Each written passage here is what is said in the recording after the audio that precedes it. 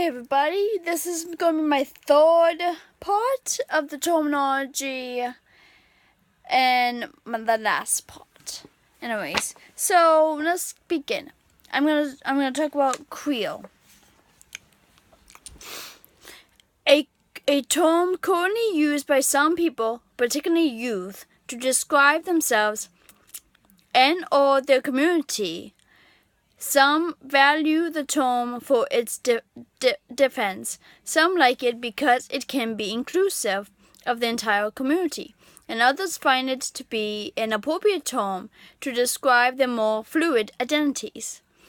Traditionally, a negative or pejorative term for people who are gay, Creole, is disliked by many within the LGBT community who finds it offensive.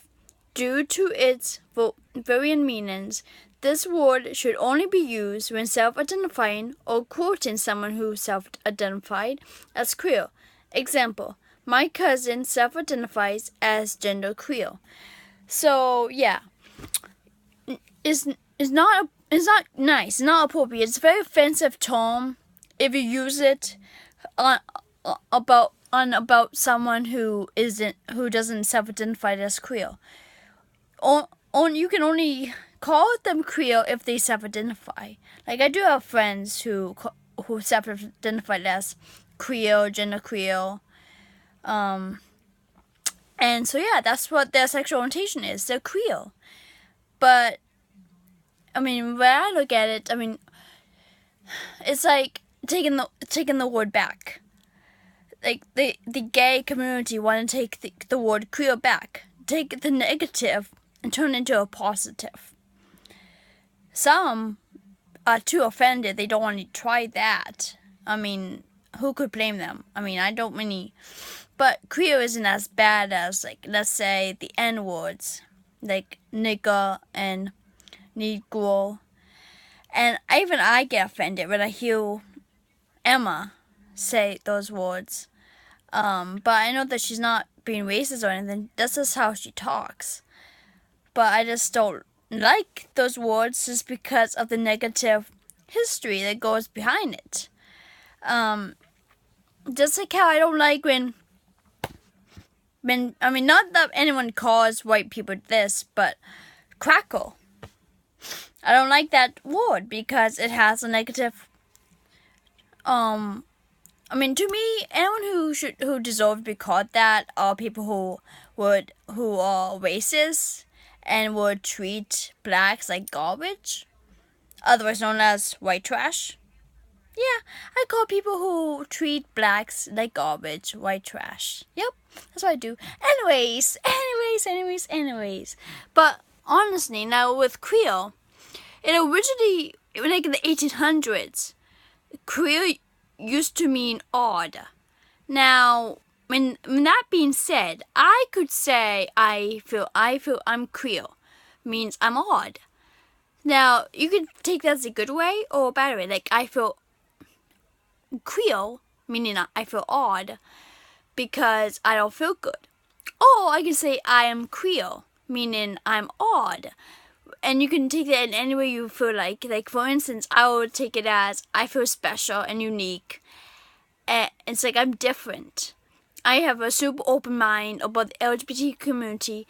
Any pamphlets you have on the terms, on anything on the LGBT community, I would read them just so I can learn more stuff.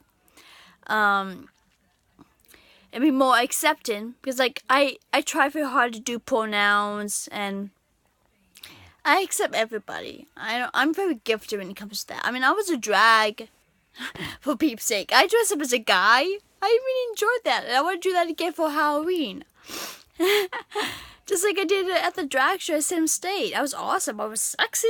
I was a sexy guy with a good cheek and a mustache and sideburns. Oh, I love sideburns. Anyways, besides the point. But yeah, you should never use the word Creole unless you have permission to do so. It's respectful that way. Anyways, the other Q word, christening, a term used to describe those who are in a process of discovery and exploration about their sexual orientation, gender identity, gender expression, or a combination thereof. So some people, they just question. They can find out who they really are at a young age, or they could find out when they're teenagers, or even adults. It's okay. To me, in my opinion, the best time to explore what you're really into are high school and college, because that's your opportunity to go on dates, get active, and see if you are interested in guys or girls, or maybe both. See if you feel more comfortable being a girl or being a boy, or maybe you might feel like you're both, or neither. Or you have no interest in dating neither sexes because you're asexual. So it's important for people to be on that journey and not be pressured in who they're dating.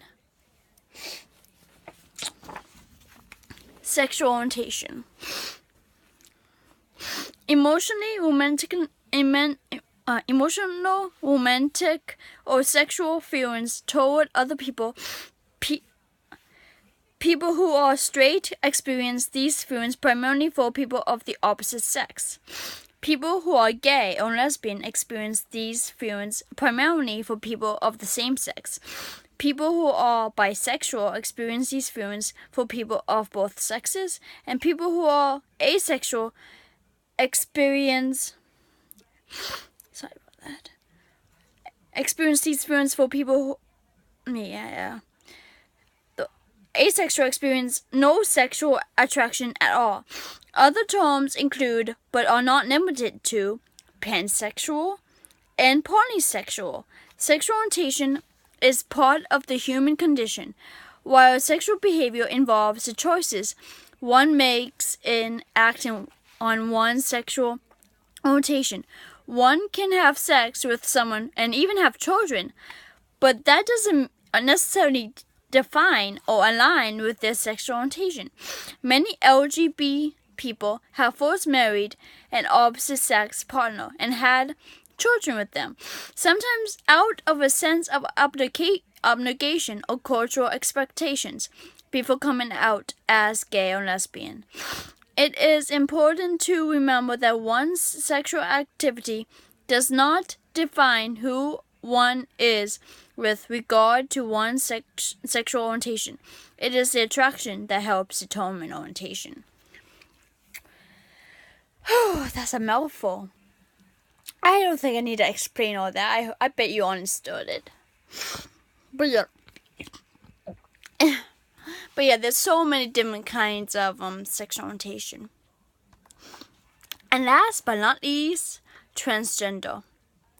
A term describes the state of a person's gender identity, which does not necessarily match their assigned sex at birth.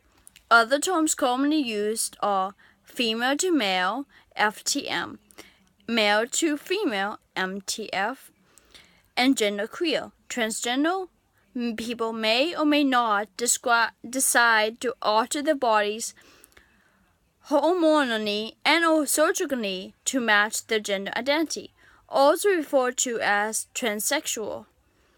This word is also used as a broad umbrella term to describe those who transcend conventional expectations of gender identities or expression. Like any umbrella term, many different groups of people with different histories and experiences are often included within the greater transgender community.